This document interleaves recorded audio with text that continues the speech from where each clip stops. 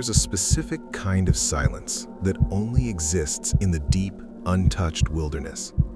It is not the peaceful, relaxing silence of a quiet room. It is a heavy, oppressive silence. A silence that has weight. It presses against your eardrums until they begin to ring. It is the sound of absolute isolation.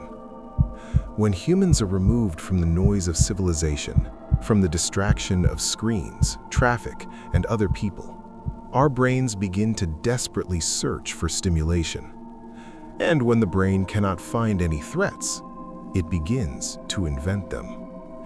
Or at least, that is what the official psychological evaluations tell us. Welcome back to Prince of Darkness.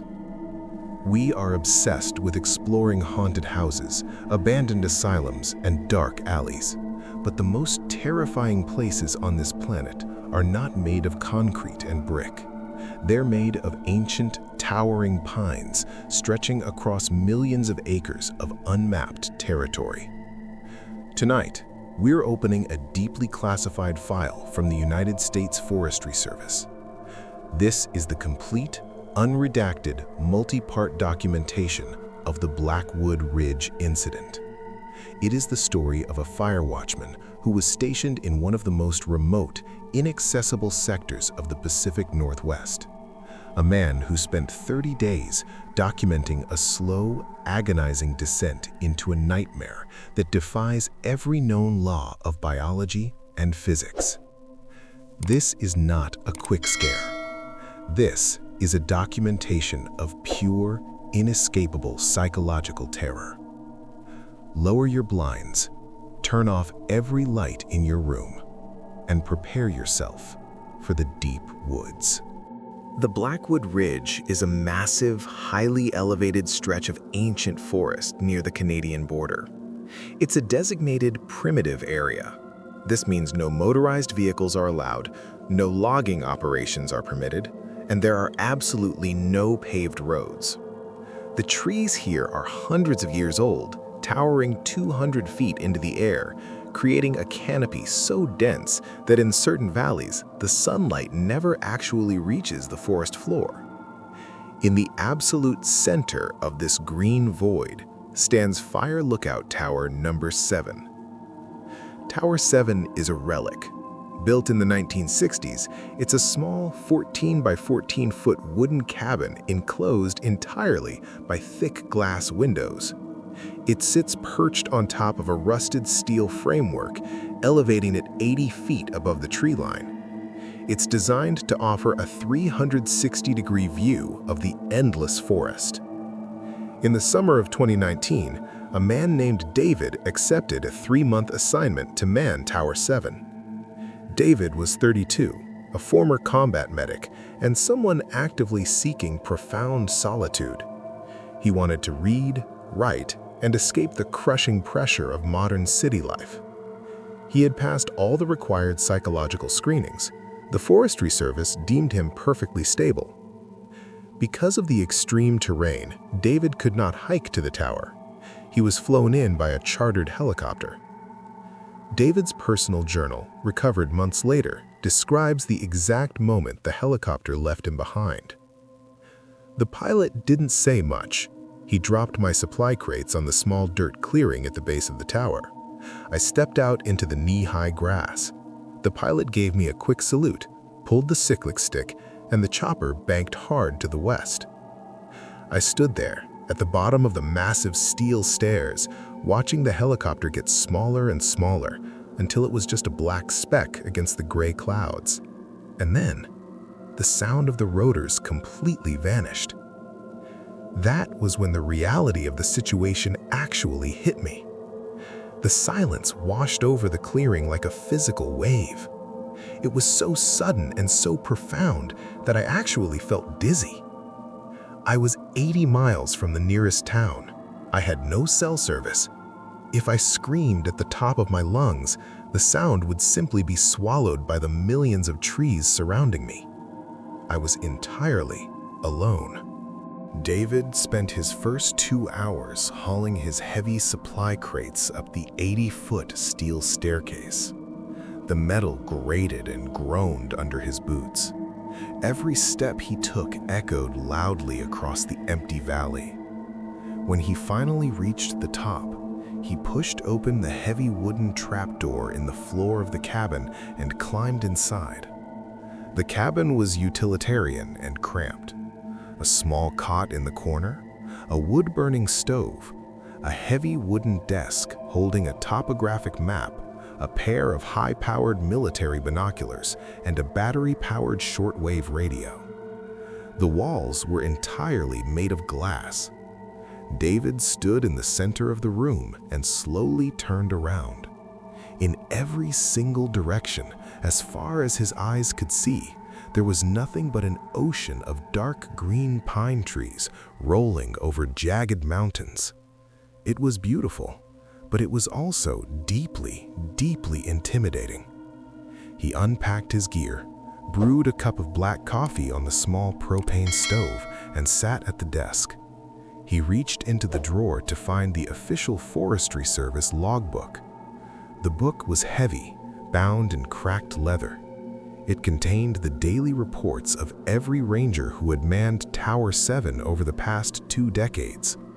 Most entries were incredibly mundane: weather reports, humidity levels, cloud formations. But as David flipped to the very last page, looking for the notes left by the ranger who had manned the tower the previous summer, the mundane nature of the logbook abruptly ended. The previous ranger, a man named Thomas, had not left weather reports. He had left a set of rules. David's journal describes his utter confusion as he read the final page of the logbook. The handwriting was erratic, pressed so hard into the paper that the pen had nearly torn through the page. "To whoever takes this post next," the entry began. "Dispatch will tell you the isolation is the hardest part. Dispatch doesn't know anything. They sit in a brightly lit office in the city. Read these rules. Memorize them. Your life depends on them." David took a sip of his coffee. He assumed it was a prank, a hazing ritual for the new guy. But as he read the rules, a cold, creeping sensation began to form at the base of his neck. Rule number 1. Do not use the high-powered binoculars between the hours of 2 a.m. and 4 a.m., even if you see a light in the trees, especially if you see a light in the trees. If you look at them through the lenses, they will know you can see them. Rule number 2. The radio will sometimes pick up interference. You will hear voices underneath the static. They might sound like people you know. They might call you by your first name. Do not respond. Turn the radio off immediately. They are trying to find your exact elevation. Rule number 3. Keep the heavy wooden blinds on the north-facing windows closed after sunset. I don't care how hot it gets in the cabin. The North Ridge is higher than the tower. If the blinds are open, you are standing in a lit glass box. You are on display. Rule number 4. This is the most important one. Every morning when you wake up, look down at the tree line at the base of the tower. Memorize the distance between the steel stairs and the edge of the forest. If the trees look closer to the tower than they did the day before, lock the trap door and do not make a sound. David stared at the page for a long time. The cabin was completely silent. He looked up from the book and out the window, staring at the dark, dense wall of pines surrounding the base of his tower. It was just a joke, he told himself. The isolation had probably gotten to Thomas. Cabin fever, paranoia. David firmly closed the logbook, tossed it into the drawer, and turned on his shortwave radio to make his first check-in with dispatch. He pressed the heavy plastic transmission button on the microphone. "Dispatch, this is Tower 7. David reporting in. Arrived safely. Supplies are secured. Weather is clear." He released the button and waited. The radio hissed with low-level static. A few seconds later, the crisp, professional voice of the dispatcher came through. "Copy that, Tower 7. Welcome to Blackwood Ridge. We have you logged. Next scheduled check-in is tomorrow at 0800 hours. Have a quiet night, David. You too, dispatch. Tower 7, out. David turned the radio volume down, feeling a small sense of comfort from hearing another human voice. He spent the rest of the evening reading a novel and watching the sun slowly sink below the horizon. The sky turned a bruised purple, and then a deep, inky black. The darkness of the deep woods is absolute. There is no light pollution. The forest simply disappears into a void. At 10 p.m., David prepared for bed. He turned off his small battery lantern. The cabin was plunged into total darkness. He lay down on his cot, pulling the heavy wool blanket over his chest. He closed his eyes, listening to the gentle whistling of the wind passing through the steel framework of the tower. It was peaceful. But at 2:14 a.m., David woke up. He didn't wake up slowly. His eyes snapped open. His heart was beating uncomfortably fast in his chest. His body had flooded with adrenaline, triggering an intense primal fight-or-flight response. He lay perfectly still in the dark, trying to understand what had woken him. The wind had stopped. The silence in the cabin was suffocating. Then he heard it, coming from the shortwave radio on his desk, which he had explicitly turned down to the lowest volume. Through the faint, crackling static, someone was whispering. David lay frozen on his cot. The air in the cabin had suddenly grown incredibly cold. He strained his ears, focusing entirely on the faint sound coming from the radio speaker. It was a voice, but it was severely distorted, buried under layers of heavy, rhythmic static. It sounded wet, like someone trying to speak with a throat full of thick liquid. David slowly sat up. The wooden frame of his cot creaked loudly in the silent room. The voice on the radio instantly stopped. David held his breath. He stared at the dark silhouette of the radio console on his desk. The green LED power light cast a sickly pale glow across the room. Then the static returned, and the voice spoke again. This time it was louder, and it was terrifyingly clear. David? His heart slammed against his ribs. The voice had used his first name. David, it is so cold down here. Open the trap door, David. We just want to get warm. The voice didn't belong to the dispatcher. It sounded exactly like his older brother, Michael. But Michael had died in a car accident 7 years ago. Rule number 2 flashed in David's mind. You will hear voices underneath the static. They might sound like people you know. Do not respond. Turn the radio off immediately. They are trying to find your exact elevation. David didn't walk to the desk. He lunged across the dark cabin, grabbed the thick black power cord connected to the back of the shortwave radio, and ripped it entirely out of the battery socket. The green LED light died, the speaker popped, and the cabin was plunged back into absolute, suffocating silence. David collapsed back onto his cot, his chest heaving.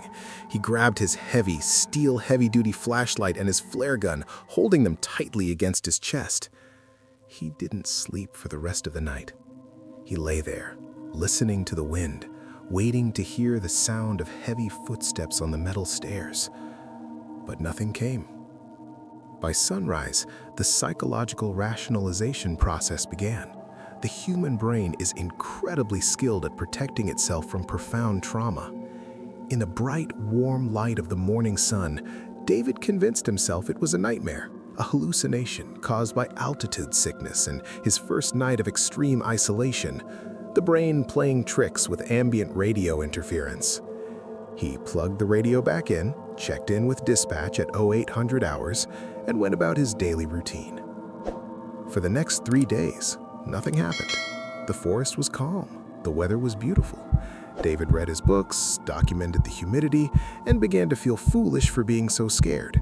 He completely dismissed the warning rules left by the previous ranger as the ramblings of a paranoid man. That was his crucial, fatal error.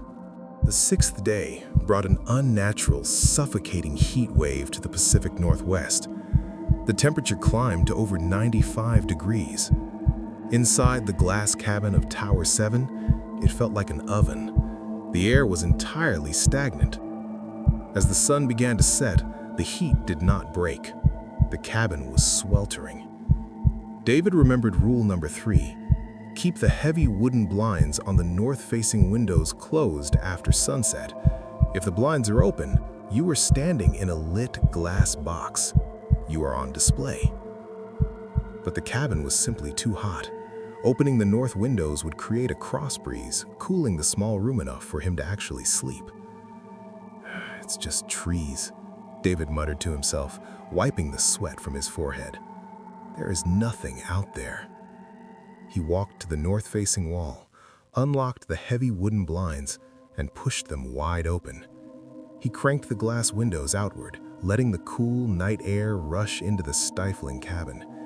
He turned on his battery-powered lantern, hung it from the ceiling, and sat at his desk to write in his journal. At 2:30 a.m., a strange sensation washed over him. It wasn't a sound. It was a deeply biological, primal instinct. The tiny hairs on the back of his neck stood straight up. The air pressure in the room felt suddenly heavy. It was the undeniable physical sensation of being watched. David stopped writing. He slowly raised his head and looked out the open north window. The forest was a wall of blackness, but about 3 miles away, near the jagged peak of the North Ridge, something caught his eye. A light. It wasn't the warm, flickering orange glow of a campus fire. It was a cold, sharp, perfectly stable, bioluminescent pale blue light. It hovered just above the tree line. David frowned. He reached into his desk drawer and pulled out the heavy military-grade binoculars. He raised them to his eyes, resting his elbows on the windowsill to steady his shaking hands. He slowly turned the focus dial, zooming across the 3 miles of empty, dark valley. Rule number 1. Do not use the high-powered binoculars between the hours of 2 a.m. and 4 a.m. If you look at them through the lenses, they will know you can see them. The lenses snapped into sharp focus. David's breathing stopped entirely. His blood ran ice cold. The blue light wasn't a flare. It wasn't a drone. It was a large, glowing sphere being held in the hand of a figure standing on the distant ridge. Through the magnification of the binoculars, David could see it clearly. It was humanoid in shape, but it was impossibly tall, easily 9 or 10 feet.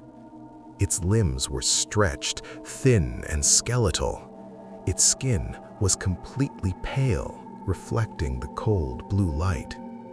It was standing perfectly still among the massive pine trees, and its head was tilted upward. It was looking directly across the 3-mile gap. It was staring straight into the open, brightly lit window of Tower 7. It was staring directly at David. David couldn't move. He was completely paralyzed by a surge of pure, existential terror. Then, the impossibly tall figure slowly, deliberately raised its other long skeletal arm. It pointed a single, elongated finger directly at the tower. Suddenly, the cold blue light in its hand violently flashed, strobing 3 times in rapid succession. Flash, flash, flash. Before David could pull the binoculars away from his face, the heavy, rusted steel framework of his own tower groaned loudly. Something massive and incredibly heavy had just slammed into the base of his tower directly below him. David screamed, dropping the binoculars. He lunged backward, scrambling across the wooden floor, and slammed his hand against the lantern, plunging the cabin into total darkness. He crawled to the north window, reached up blindly, and violently slammed the heavy wooden blinds shut, locking the iron latch. He sat in the pitch-black cabin, trembling uncontrollably, holding his flare gun. He waited for the sound of footsteps on the stairs. He waited for the trap door to open. But the silence returned. The forest was dead quiet. He remained curled in the corner until the morning sun finally broke through the eastern windows. When the morning light finally illuminated the cabin, David felt a wave of nausea wash over him. The psychological toll of the night was immense. He walked to the radio, his hands shaking violently. He pressed the transmission button. "Dispatch, this is Tower 7. I need an immediate extraction. I have an unauthorized presence in my sector. I am requesting a helicopter evac immediately. Do you copy?" He waited. Static. He pressed it again, screaming into the microphone. "Dispatch! Tower 7 declaring a state of emergency. Respond!" Only the cold, hissing sound of empty static answered him. The radio was dead. Not broken, just completely isolated. David dropped the microphone. He walked to the window and looked out over the endless green canopy. The forest looked completely normal in the daylight. Then he remembered rule number 4. Every morning, look down at the tree line at the base of the tower. Memorize the distance. If the trees look closer, lock the trap door. David walked to the glass, pressed his forehead against the pane, and looked straight down at the ground 80 feet below. When the helicopter had dropped him off, the clearing around the base of the tower was roughly 60 yards wide in every direction. A large circular patch of dry yellow grass separating the steel stairs from the thick wall of ancient pine trees. David stared at the ground, his breath hitched in his throat. The clearing was no longer 60 yards wide. On the northern side of the tower, the wall of massive 200-foot-tall pine trees had moved in the night. They hadn't grown, they hadn't fallen. The entire tree line, complete with thousands of tons of roots, dirt, and ancient bark, had physically shifted forward in the night. The edge of the forest was now less than 30 yards from the base of his steel stairs. It was biologically, physically, and geographically impossible. But David was looking right at it. The forest was slowly, deliberately closing the gap. It was boxing him in. And as David stared down in absolute mind-shattering horror, he saw something moving in the deep, dark shadows between the newly advanced trees. A flash of pale, skeletal skin, and the faint, unnatural glow of a cold, blue light. David knew that if he stayed in the tower for one more night, he was going to die. The radio was dead. The nearest outpost was an 80-mile hike through brutal, unmapped wilderness. But staying inside a glass box while the forest actively hunted him was no longer an option. He frantically packed his heavy canvas rucksack. He loaded his flare gun, packed his compass, his medical kit, and his heavy steel flashlight. He laced up his boots. His hands were covered in a cold, terrified sweat. He looked at his watch. It was 3:15 p.m. He had at least 5 hours of daylight left to hike out of the valley and try to reach the main logging road. He unbolted the heavy trap door, pushed it open, and looked down the 80-foot steel staircase. He froze. The clearing was gone. The wall of ancient pine trees had not just moved closer, they had completely swallowed the base of the tower, Massive, thick branches covered in dark green needles were now weaving through the steel framework of the stairs, crushing the metal under thousands of tons of biological pressure. The forest had effectively built a cage around the bottom of the tower. There was no way to climb down. The exit was completely choked by a solid wall of impenetrable wood and thorns. David stumbled back into the cabin, pulling the trapdoor shut. He was trapped, suspended 80 feet in the air, inside a fragile glass box entirely surrounded by an ocean of trees that were actively moving. He ran to the windows. The psychological terror of the situation broke his mind entirely. He wasn't just observing the forest was consuming him. The sun began to set, but it didn't set normally. In David's journal, his final frantic entry is barely legible. The handwriting is jagged, born of absolute panic. "The sun is gone," he wrote. "It's only 4 p.m., but the sun is gone. The trees are growing. They are stretching up past the glass. They are blocking the sky. It is completely dark. I can hear them scraping against the windows. They are whispering. The static wasn't the radio. The static was the leaves." David dropped the pen. The cabin was plunged into a premature, suffocating blackness. The sound started softly at first. A low, agonizing groan of wood grinding against wood. Then the horrific, metallic screech of the tower's steel legs buckling under an impossible weight. The entire cabin violently lurched to the side, throwing David against the desk. He scrambled to his feet, grabbing his flare gun. He pointed it blindly at the glass wall. Then, the scraping began. It was coming from all 4 sides of the glass cabin simultaneously. The sound of long, sharp, skeletal fingernails dragging across the heavy window panes. David backed into the absolute center of the room. He could hear the wet, rattling breathing surrounding him. Dozens of them, standing on the narrow metal catwalk just outside his windows. A cold, pale blue light slowly illuminated the cabin from the outside. It cast long, terrifying, distorted shadows across the wooden floor.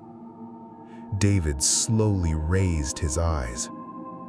Pressed flat against the glass of the north window, illuminated by the sick blue light, was a face. It was impossibly pale. It had no nose, no hair, just a massive, gaping mouth and 2 sunken, empty black holes where its eyes should have been. It raised its long, skeletal hand and gently tapped a single fingernail against the glass. Tap.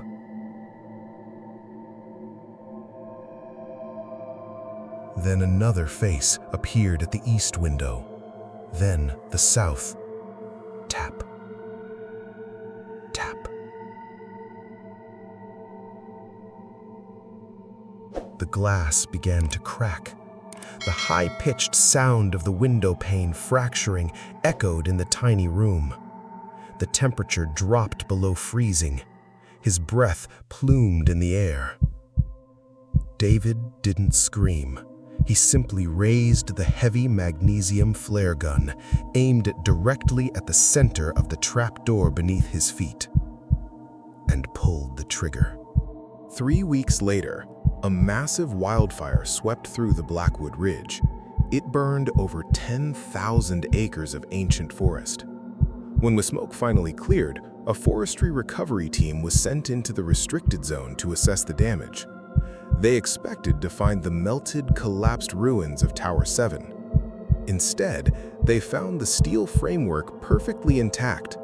The fire had burned every single tree in a 10-mile radius to ash, but the tower stood completely untouched in the center of the wasteland. The team climbed the stairs. They pushed open the trapdoor. The cabin was empty. David was gone. His backpack, his flare gun, and his heavy coat were still sitting on the cot. His coffee mug was still on the desk. The official investigation concluded that David had suffered a massive psychological break, abandoned his post, and perished in the wilderness before the fire started. His body was never recovered. But the investigators buried one crucial detail in their classified report, a detail they could not explain and chose to hide from the public. The glass windows of the cabin were not broken from the outside. They were completely intact. But the heavy iron trapdoor in the floor was bent and warped inward. It had been violently ripped open from the bottom up. Something with the physical strength of a hydraulic press had torn the heavy steel bolts straight out of the wood. David didn't leave the tower. Something came inside and took him. The logbook remains classified. The area is permanently closed to the public, and Tower 7 sits empty, staring out over the recovering forest, waiting for the next watcher. We build our houses out of wood. We print our books on paper. We walk through the parks and we breathe the oxygen provided by the trees. We think the forest is our resource. We think it is harmless. But the wilderness is older than us. It is patient, and it remembers a time when human beings did not sit at the top of the food chain. A time when we huddled around small fires in the dark, praying that the things in the trees would not mimic our voices. If you are ever driving down a lonely highway at night and you look out into the deep, endless wall of trees rushing past your window, do not look too closely, because if you can see the shadows moving in the dark, it means they can see you too.